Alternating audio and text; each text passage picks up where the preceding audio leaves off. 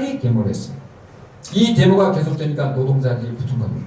그래서 이게 레닌 혁명이 된 겁니다. 오늘 여러분 아이들이 굶어 죽어갈 정도가 된 게 1914년의 러시아입니다. 1918년에 독일에서는 70만 명이 아사했습니다. 전 세계가 다 그랬습니다. 되겠습니까? 전 세계가 다 그랬습니다. 일본, 중국은 말할 것도 없습니다. 여러분 그에 비하면 조선은 괜찮게 산 나라입니다. 그런데 제가 지금 말씀드린 게 좀 이상하죠? 조선 국민들이 잘 자라서가 아니라 다른 나라가 못 자랐으니까 지금 잘 산 게 되어버리잖아요. 근데 실은 그렇지 않습니다.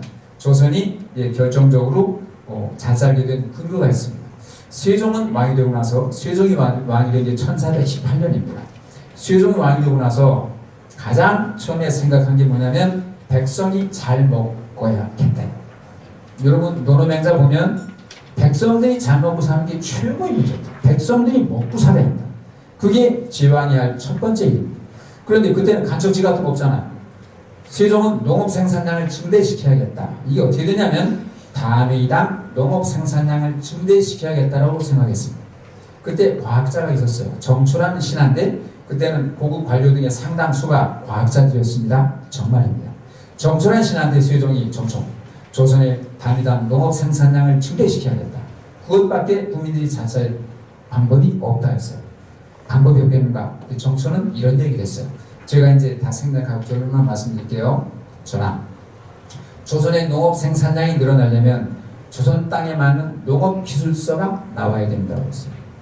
여러분 농업 기술이 발전하려면 비료 만들고 또 뭐죠? 농약 만들어야 되잖아요. 그럼 화학이 발전해야 되잖아요. 그거 없었거든요. 근데 어떻게 만들었을까요? 세종과 정초는 기가 막힌 생각을 했습니다. 요새 우리나라 사회에 저 포럼 하시다 보면 집단지성이라는 말 많이 들어 유행하고 있는 거 아십니까? 똑똑한 면허보다 사람들이 많이 모여서 토론하는 것이 보다 더 합리적인 결론을 낸다. 이게 집단지성의 기본 개념입니다. 그런데 단군인의 최초로 집단지성에 의한 작업 결과가 나왔습니다.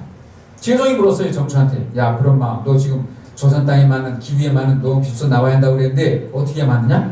그런데 정초는 이렇게 말했어요. 맞나 여러분이 판단해 주세요.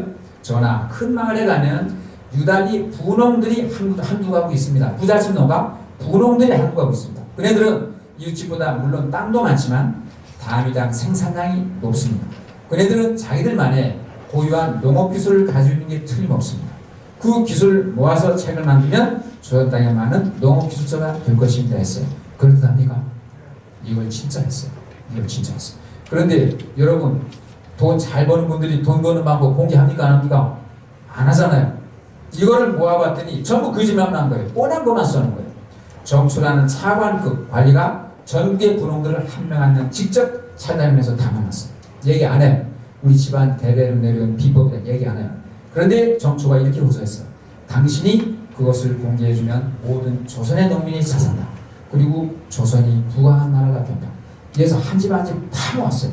세종한테 보고했어요. 세종이 책으로 만들라고 했어요. 정초가 책으로 만들어봤습니다. 그게 농사직설이라는 책입니다. 농사는 농사, 직은 직선할 때 직자예요. 직선할 때 직자는 right, 옳다는 뜻이 있습니다. 설은 말할 설자, 설명, 해설, 소설 이런 설자. 농사에 관한 가장 옳은 이야기들이라는 책입니다. 이 책은 온라인도 있습니다. 번역도 있습니다. 지금은 우스워요. 그러나 이 땅에 단군이 나라를 세우고 나서 최초로 이 땅에 많은 농업기술서가 나왔습니다. 이 책이 나오면서 조선의 농업 생산량은 급등하기 시작했습니다. 과정을 말씀 안 드릴게요. 여러분 한국 수학사라는 책이 있어요. 제가 지금 드릴 말씀은 한국 수학사에 나옵니다. 김영운이라는 분이 한국 수학사를 쓰면서 도대체 세종 때 이러한 책이 나오고 또 하나 농지개혁을 했어요. 농지개혁을 해서 도대체가 세종 때 농업 생산량이 몇 프로 증산되는가를 자기 나름대로 계산한 게 나옵니다. 한국 수학사에. 그 책에 보면 미니멈 400%에서 맥시멈 800%가 증산됐습니다. 수학자가 아니까 장난 아니었을 거예요. 여러분 한왕 때 농업 생산량이 미니멈 400%에서 맥시멈 800%가 증산이 됐으면 가히 농업혁명이라고 할 수 있지 않겠습니까? 그렇죠? 그런데 신기하죠? 국사책에는 이런 건 절대 안 나옵니다. 정말. 여러분 실제 그러한 농업 생산량의 증가가 있었어요. 이 효과는 조선 말까지 유지됐습니다. 이래서 저는 조선 때 정말 이 나라의 농민들은 그때서부터 제법 먹고 살게 되었다고 생각해요. 흉년 들으면 천 높이 먹었잖아. 이런 말씀 하시고 싶죠? 흉년이 들으면 다른 나라는 굶어서 죽어버렸습니다. 총을 못 피라도 먹고 살아야 됩니다. 다른 나라도 흉년 들면 다 그랬어요. 조선만 그런 거 절대 아닙니다. 그러니까 항상 객관적인 안목으로 세계를 볼 수 있어야 됩니다. 자, 이제 조선의 복지제도를 하나 말씀드리겠습니다. 복지제도는 돈이 드는 복지제도가 있고 돈이 안 드는 복지제도가 있습니다. 여러분 어떤 거 선택하세요? 스웨덴의 복지제도가 부럽습니까? 간단합니다. 제 사위가 스웨덴 사람이라 저는 잘 알아요. 스웨덴시의 복지제도 저 대통령 씌워주시면 3년이면 할 수 있습니다. 왜? 스웨덴 사람들은 지금 연소득의 40% 내지 50%를 세금으로 냅니다. 그러니까 어느 정치 집단이 우리는 복지제도를 시행하겠다 하려면 몇 프로의 세금을 더 걷겠다는 걸 같이 발표해야 됩니다. 맞죠? 이 발표를 안 하면 이거 사기 집단입니다. 국민들이 속아 넘어가면 안 됩니다. 스웨덴은요, 스톡홀름에 가면 가보셨죠? NK 백화점이라는 백화점이 있습니다. 북유럽에서 가장 큰 백화점입니다. 거기에 가서 화장실을 가려면 5%나 내야 됩니다. 600% 내야 됩니다.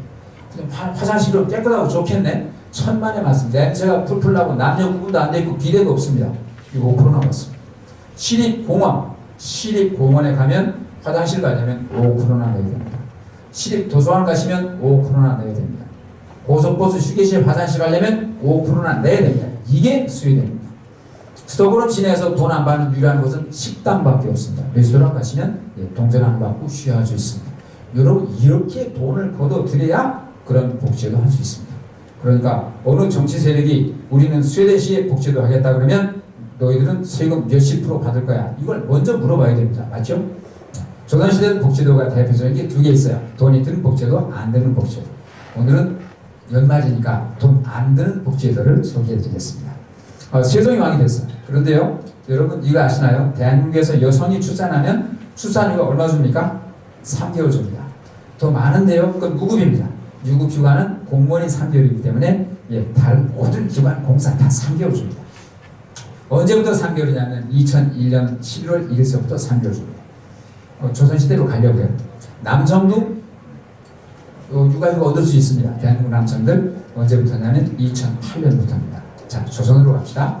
여러분 조선시대에 왕, 사회계층이 쭉 있겠죠? 조선시대에 가장 낮은 계층이 관청, 관하, 그때는 관하라 했죠? 관하에 근무하는 여성 노비들이 조선시대의 가장 낮은 계층입니다. 세종이 왕이 됐습니다. 왕이 되고 나서 이 여성 노비들, 관청에 근무하는 여성 노비들의 출산시의 사망률이 엄청나게 높다는 걸 알게 됐습니다. 야, 왜 이렇게 높아? 이제 세종의 리더십을 같이 보십시오. 왜 이렇게 높아? 항상 원인을 찾아가 있죠. 근데 훌륭한 사람일수록 원인을 정확하게 찾아가겠죠. 그죠? 왜 이렇게 높아? 하고 보니까 출산휴가가 7일이었습니다. 세종이 화를 벌여